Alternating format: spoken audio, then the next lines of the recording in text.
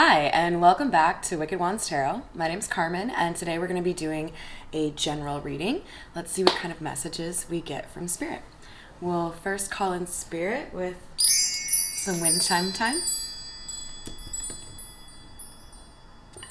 All right, and then we'll get started with the Tattoo Tarot. Speaking of which, I don't know if you guys can see, got a little bit of progress done on Bastet, but hopefully can finish her up here in a couple of weeks. Hope you all are having a great day so far. As I think some of you may know, I like to start off by identifying the energies with the Tattoo Tarot.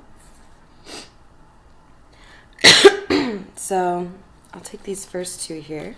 The King of Cups came out, along with Judgment. So this tells me that we've got a masculine energy who is in his feelings, that has a judgment or a decision to make, or there's a judgment being made about this King of Cups. Spirit, who's the feminine energy?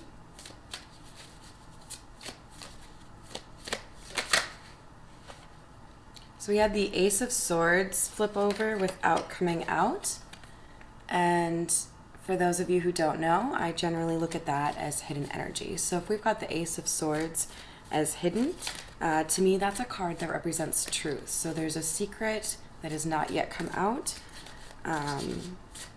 that is probably related to this judgment or decision that needs to be made.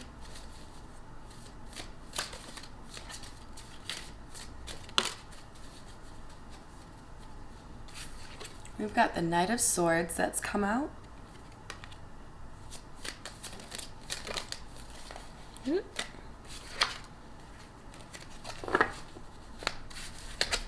And it'll be paired with the Fool. So it's funny because these two cards together make me think of a great movie from the 90s with Salma Hayek called Fools Rush In. So you've got the Fool paired with the Knight of Swords, and the Knight of Swords is known for rushing in. You can see there's definitely a lot of movement here.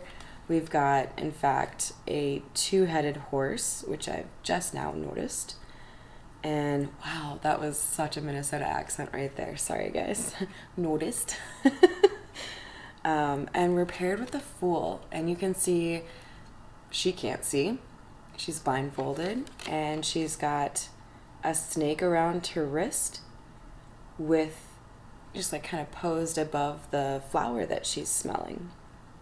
So to me, this is definitely saying we've got somebody who is looking to move rather quickly into a new beginning, and it could be a dangerous one or a beautiful one.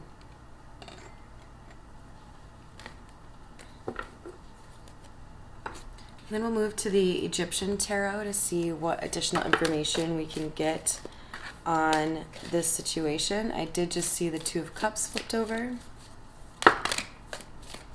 And now we've got the Five of Pentacles. So somebody has been left out in the cold. It could be this King of Cups or it could be the Fool. Let's find out. Let's see. And now we've got the Nine of Pentacles. So Nine of Pentacles in the Rider-Waite is a beautiful woman who's clearly living the high life or the luxurious life. She's got, you know, everything she needs, basically. So first of all, we could be dealing with earth energy because we do have two pentacles coming out right away. That being said, this could also be a situation where material gain or materialism or stability in terms of finances played a big part. Oh my God. Okay, so of all of the decks that I have, of all of the oracles, everything that I have, my most favorite card is the Queen of Swords in this deck. And she's just come out at the same time with the King of Swords, and they're looking at each other.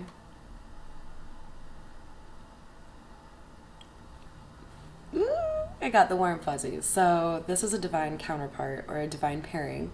Whenever you see the king and the queen of the same suit come out in the same reading, that's a big deal. When they're looking at each other, that's a big deal. When they come out together and they're looking at each other, it's like, this is your soulmate. This is the soulmate, not just a soulmate. So, big deal here. Let's see what else we get. Looks like we're in a love reading, you guys. One more card, please. What else do we need to know about the King and Queen of Swords? Whoop. All right, so we had something flip over in here. Six of Swords. So that's the hidden energy for this romance. It's moving into a better or more stable situation. So you guys may have had some arguments or maybe didn't see eye to eye, and things are going to be improving. You've got the Knight of Wands coming out. Much like the Knight of Swords, this is a fast-moving energy, although you can probably tell a little bit less fast here than the Knight of Swords that we have for the initial energy. And with this particular card, I think we've got not just speed, but maybe passion. As I'm sure a lot of you know, we've got wands as a symbol in the tarot for passion, and it can actually be a phallic symbol in terms of the wand itself. So this to me is saying this man who is in his feelings is feeling passionate enough to finally make a move, and he's moving quickly for whom he believes is his divine counterpart that he probably left out in the cold.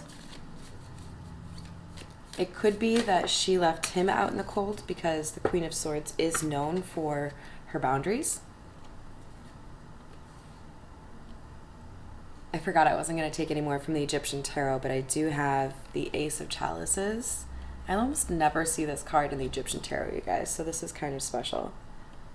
The Ace of Chalices is going to be an offer of love. It can sometimes be an apology, but obviously with what we've got already in this reading, it's pretty obvious to me that it is an offer of love, but it's paired with my least favorite card, so that's a little concerning. We've got the Seven of Swords. So this offer of love that's being made, there's something sneaky about it. It could be as innocent as somebody making a plan to surprise you, or it could mean somebody is not giving you the full truth in terms of what their plan is or what they have in terms of intentions towards you. So it would definitely be wise to embody the Queen of Swords or the King of Swords if you're the masculine, in terms of making sure your boundaries and your intellect are leveraged. Okay. I love this card. So this is the World, which is the last card of the Major Arcana. The World can denote an ending. Of course, whenever there are endings, there are beginnings. And we do have the Fool coming out at the beginning, so it's entirely possible that we are talking about a new beginning. And with that Six of Swords popping out, moving into smoother waters or calmer waters, it would make sense that there's an ending here to something. So then the proximity to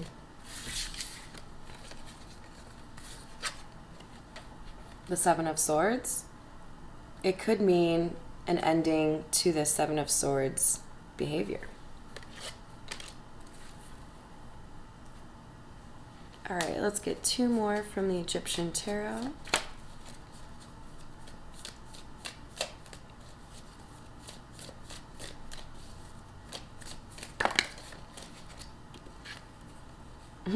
Or four more, thanks, Spirit. All right, so here we've got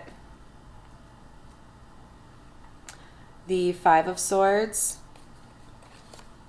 the Five of Chalices, the Three of Pentacles, and the Seven of Wands.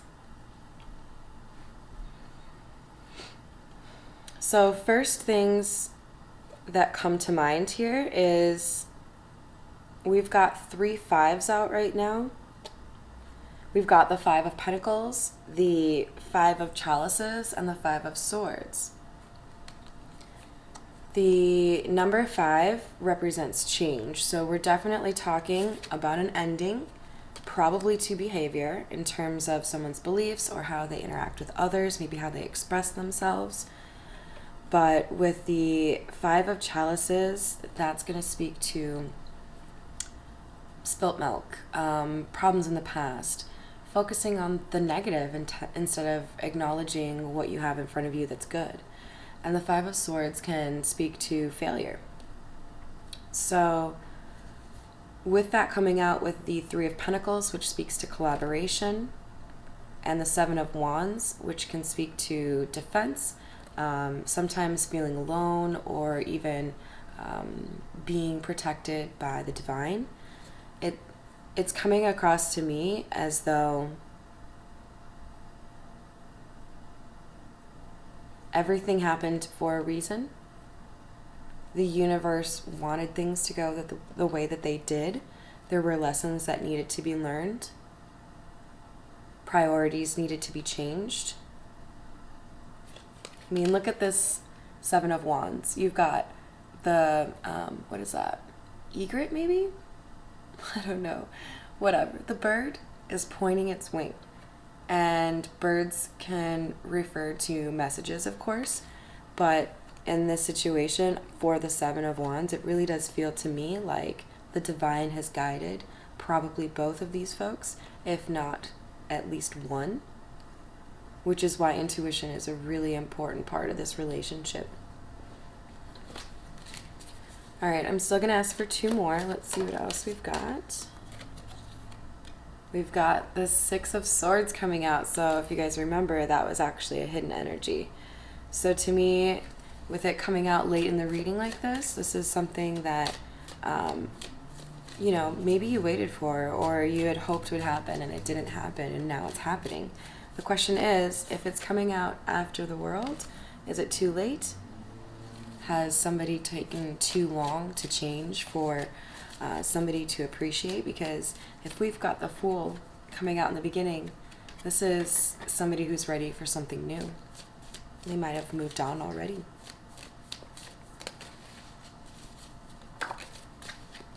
All right, our last one is the Ace of Swords.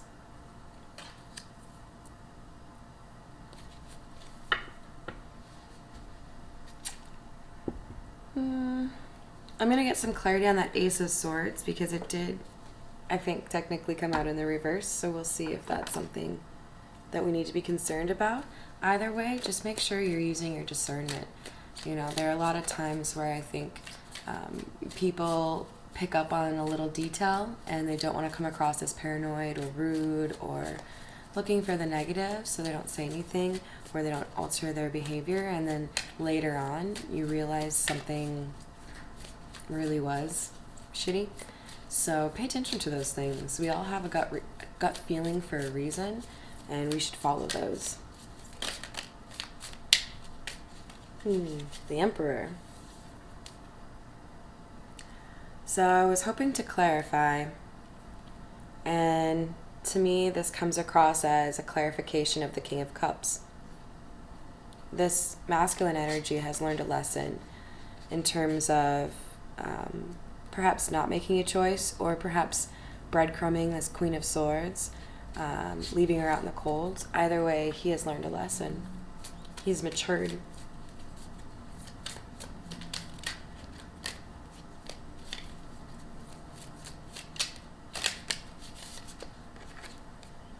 And then Judgment.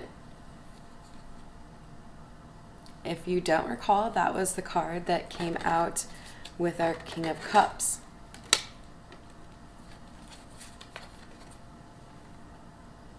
So either this judgment has already been made on this King of Cups, or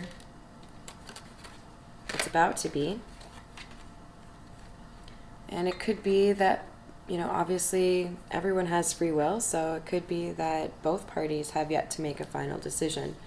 Either way, it looks like with the King of Cups being clarified by the Judgment and the Emperor being clarified by the Judgment, there is definitely an assessment being made of this masculine energy, perhaps by the Divine, perhaps by this Queen of Swords, and ultimately by the masculine himself, in terms of, okay, I need to do better than this next time around.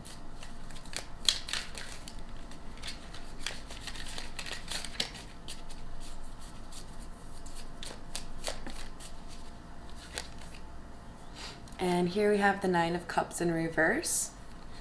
The Nine of Cups in reverse can be seen as wish fulfillment. So this could mean that the Judgment is this King of Cups is not going to get what he wants.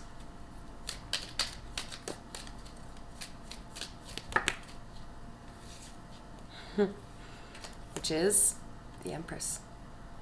I was waiting for her to come out. If we had the Emperor come out and we had the Divine counterparts, the King and Queen of Swords, come out, it was only a matter of time.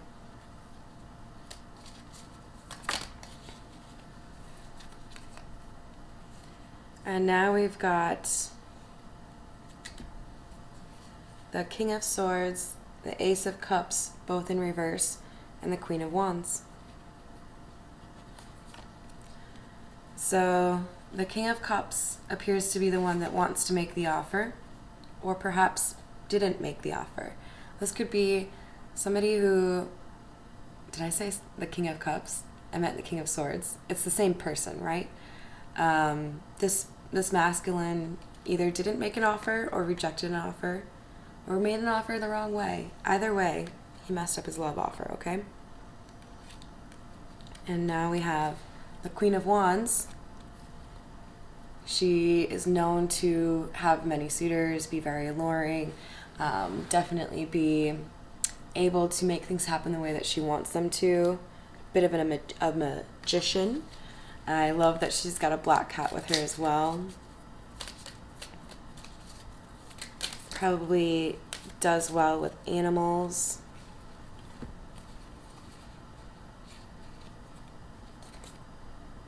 So we had the Three of Wands in the reverse, the Ten of Wands, the Six of Wands, and the Two of Swords. Interesting. So we've got, actually,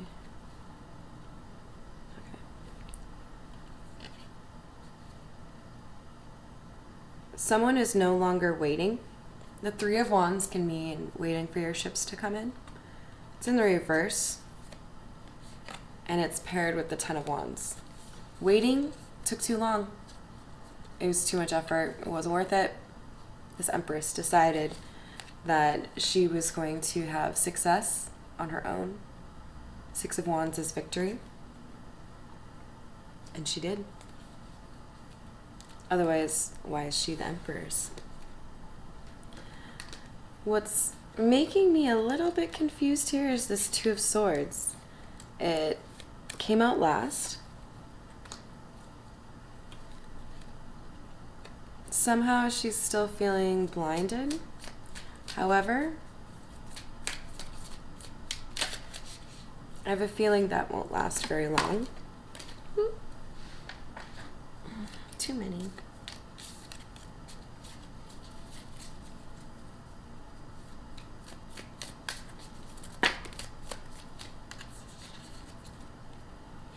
Eight of Cups. Thank you, Spirit. So, I told you it wouldn't take very long for her to figure out which direction to go, and it's away. So, sometimes we need a break from people that we love, and it could be that we just need a couple of months to get our shit together, come back, and we can make things work. This is a soulmate. This is somebody that means a lot to you. This is somebody that had some growing up to do, and they've done it, but maybe they haven't done enough. All right, so I also saged these magic 8-ball cards. So, while I shuffle, come up with 3 yes or no questions pertaining to the situation, and I'll pull 3 for you. So if it makes sense for you to write them down so you can keep track of them, be sure to do that. Or you can simply pause while I'm shuffling. But let's see what we have for number 1. Are you ready? It is guaranteed. If you're asking, will you find love? Yes, of course you will. Maybe it'll be a new one. All right, are you ready with your second question?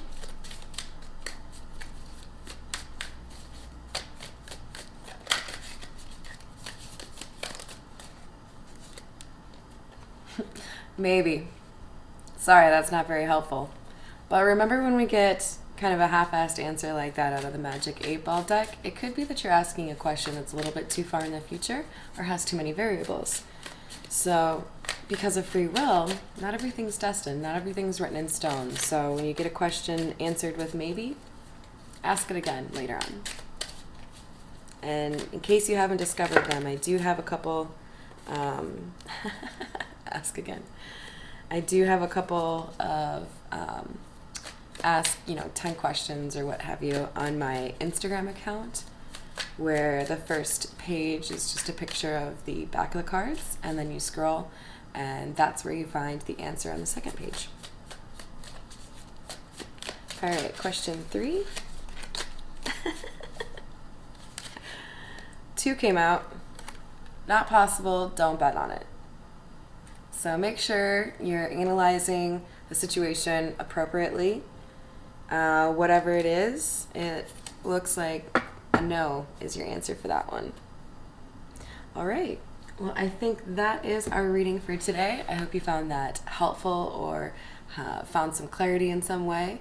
Again, feel free to find me on Instagram at wickedwandstarot, or if you're interested in a personal reading, you can email me at wickedwandstarot@gmail.com.